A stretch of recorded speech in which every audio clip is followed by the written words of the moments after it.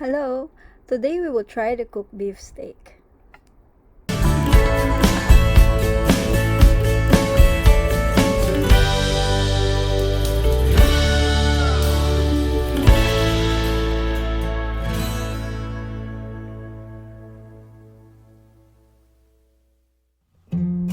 For this recipe, you will need simple ingredients: the beef, salt, pepper, olive oil, garlic and butter.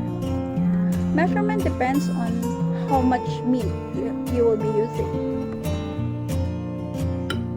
Season both sides of the meat with salt and pepper.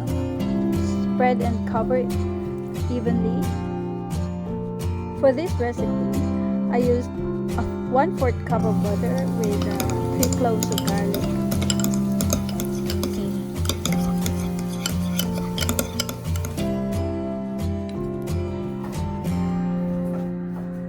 Make sure to grease the hot pan with olive oil.